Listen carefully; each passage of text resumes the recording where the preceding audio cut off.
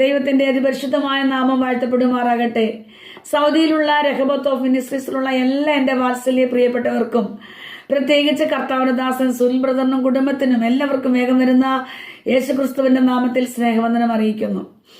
യെഹെസ്കേൽ പ്രവചനം 37 അധ്യായം 13 വാക്യം. അങ്ങനെ എൻ്റെ ജനമേ, ഞാൻ നിങ്ങളുടെ ശവക്കുഴി തുറന്ന് നിങ്ങളെ ശവക്കുഴി നിന്ന് കയറ്റുമ്പോൾ ഞാൻ യഹോവ എന്ന് നിങ്ങൾ അറിയും. ദൈവം ആരെന്നറിയാൻ, ദൈവത്തിന്റെ ശക്തി എന്തെന്നറിയാൻ ദൈവം കുറേ നിയമങ്ങളും ചട്ടങ്ങളും നമുക്ക് തന്നിട്ടുണ്ട്. അതാണ് യെഹെസ്കേൽ പ്രവചനത്തിലുള്ള ഉള്ളടക്കം. ദൈവം ആരാണെന്നറിയാൻ, യഹോവ തന്നെയാണ് സത്യദൈവമെന്നറിയാൻ എൻ്റെ ദൈവം അത്ഭുത പ്രവൃത്തികൾ ചെയ്തിട്ടുണ്ട് അല്ലെ? നമ്മുടെ ജീവിതത്തിലും നമ്മുടെ ദൈവം ആരാണെന്ന് തെളിയിക്കാൻ ഈ ദിവസങ്ങളിൽ തന്നെ ചില പ്രവൃത്തികൾ നമുക്ക് വേണ്ടി ചെയ്യും. നമ്മുടെ തലമുറയ്ക്ക് വേണ്ടി ചെയ്യും. സഭയ്ക്ക് വേണ്ടി, രഹബോത്ത് മിനിസ്ട്രിക്ക് വേണ്ടി കർത്താവ് വൻ കാര്യങ്ങളെ ചെയ്യാൻ പോവുക. സ്തോത്രം. നാം വിശ്വസിക്കുന്നു, എനിക്ക് വേണ്ടി, എൻ്റെ സഭയ്ക്ക് വേണ്ടി, എൻ്റെ കുടുംബത്തിനു വേണ്ടി, തലമുറയ്ക്ക് വേണ്ടി, എൻ്റെ ദേശത്തിനു വേണ്ടി കർത്താവ് ചില വൻ കാര്യങ്ങളെ ചെയ്യും. അങ്ങനെ ചെയ്യുമെന്ന് വിശ്വസിച്ചുകൊണ്ട് അല്പസമയത്തെ ചിന്തയ്ക്കായി ഇവിടെ വായിച്ചതുപോലെ 37 അധ്യായത്തിന്റെ 13 വാക്യത്തിൽ വായിക്കുന്നു, ഞാൻ യഹോവ എന്ന് നിങ്ങൾ അറിയും. ഇസ്രായേലേ, നിങ്ങളെ ശവക്കുഴി തുറന്ന് അതിനകത്തു നിന്നും കയറ്റുമ്പോൾ ഞാൻ യഹോവയാണെന്ന് നിങ്ങൾ അറിയും. അല്പം കൂടി വിശദമാക്കിയാൽ, എല്ലാവരും കൂടി നിങ്ങളെ കൊന്ന് ഒരു ശവക്കുഴിക്കകത്ത് മൂടിയാലും, ഇതല്ലേ ഒരു മനുഷ്യനോട് ഈ ലോകത്തിന് ചെയ്യാൻ കഴിയുന്ന അങ്ങേ അറ്റത്തെ പ്രവൃത്തി? ഇതല്ലേ ഉള്ളൂ അല്ലേ? ആമേൻ. ആ മനുഷ്യനെ എത്രത്തോളം കൊല്ലാമോ, എത്രത്തോളം തകർക്കാമോ, അങ്ങേ അറ്റം ഒരിക്കലും ഇനി എഴുന്നേൽക്കത്തില്ലെന്ന് പറഞ്ഞ് ഇനി ജീവിതത്തിൽ ഒരിക്കലും ഉയരത്തില്ല, ശുശ്രൂഷ ഇനി ചെയ്യത്തില്ല, ഇനി ഒരു നന്മ കാണത്തില്ല, തലമുറയുടെ വിടുതൽ അനുഭവിക്കത്തില്ലെന്ന് പറഞ്ഞ് അങ്ങേ അറ്റം ചെയ്യാമെന്ന പരമാവധി പ്രവൃത്തികൾ ചെയ്യുന്ന ചെയ്യുമ്പോൾ അവർ ചിന്തിക്കും ഇതോടെല്ലാം തീർന്നു എന്ന്. അതാണ്. പക്ഷേ ഒരു മനുഷ്യനോട് ഏതൊക്കെ പ്രവൃത്തികൾ ചെയ്താലും, അങ്ങനെ ചെയ്താലും ഞാൻ നിങ്ങളെ ശവക്കുഴി തുറന്ന് അതിനകത്ത് നിന്ന് പുറത്തു കൊണ്ടുവരും. അതിനകത്ത് ശവക്കുഴി നാറുന്ന, ഇനി രക്ഷയില്ല, ചീഞ്ഞഴുകിയ ശരീരമാ, ബോഡിക്കകത്തൊരു ഉയർപ്പ് വരത്തില്ല. ആരെങ്കിലും എന്നെ കേൾക്കുന്നുണ്ടെങ്കിൽ, ഇനി ഉയർപ്പില്ല, ഇനി ഒരു ജീവിതമില്ല, ഇനി ഒരു യാത്രയില്ല, ഇനിയൊരു ജോലിയില്ല, ഇനിയൊരു തലമുറ ഉണ്ടാകത്തില്ല, നന്മ ഉണ്ടാകത്തില്ല, അവരവരുടെ വിഷയം ഏറ്റെടുത്തേ.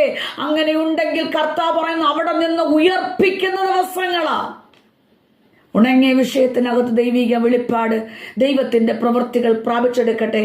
പറ ആമേൻ. ദർശനത്തോടെ പറ, വെളിപ്പാട് പ്രാപിച്ച് പറ, ഞാൻ അതിൽ നിന്ന് പുറത്തു വരും. സ്തോത്രം. എന്റെ കർത്താവ് വാതിലുകളെ തുറക്കുന്ന ദൈവം മാത്രമല്ല, വഴികളെ തുറക്കുന്ന ദൈവം മാത്രമല്ല, ശവക്കുഴി തുറന്ന് രക്ഷിക്കുന്നവരാണ്. മറക്കരുത്. ലോകത്തിന് നമ്മോട് ചെയ്യാനുള്ള പരമാവധി കാര്യങ്ങൾ അവർ ചെയ്യട്ടെ, അവർ ചെയ്യട്ടെ, പേടിക്കണ്ട. ദൈവം ദൈവമാണെന്ന് തെളിയിക്കാൻ നമ്മുടെ ദൈവം ശക്തനാണ്, നമ്മുടെ ദൈവം വലിയവനാണ്, നമ്മുടെ ദൈവം ജീവിക്കുന്നവനാണ്. സ്തോത്രം. കർത്താവിന്റെ കരങ്ങളിൽ ഏൽപ്പിക്കാം. യെഹെസ്കേൽ പ്രവചനം 36, 37, 38 അധ്യായങ്ങളൊക്കെ വായിക്കുമ്പോൾ, ഇസ്രായേൽ ഗ്രഹം എന്നോട് അപേക്ഷിക്കുകയാണെങ്കിൽ ഞാൻ അവർക്ക് ആളുകളെ വർദ്ധിപ്പിച്ച് ആട്ടിൻകൂട്ടം പോലെ ആക്കിക്കൊടുക്കും. ഉത്സവ ദിവസങ്ങളിൽ യെരൂശലേമിലെ ആട്ടിൻകൂട്ടം പോലെ മനുഷ്യരാകുന്ന ആട്ടിൻകൂട്ടം കൊണ്ട് നിറയും. അങ്ങനെ ഞാൻ യഹോവയെന്ന് അവർ അറിയും. ഇത് വിശ്വസിക്കുന്നു. ഇത് രഹബോത്ത് സഭയ്ക്കുള്ള ആലോചനയായി ഏറ്റെടുക്കാവോ? രഹബോത്ത് സഭയ്ക്ക് വേണ്ടിയുള്ള, ജനത്തിനു വേണ്ടിയുള്ള ആലോചന. ആളുകളെ ആട്ടിൻകൂട്ടത്തെ പോലെ വർദ്ധിപ്പിക്കും. ദൈവസഭയുടെ അതിരുകളെ വിശാലമാക്കും. അനേക ആത്മാക്കളെ തരും. ആമേൻ. പൂർണ്ണമായി നമുക്ക് ഏറ്റെടുക്കാം.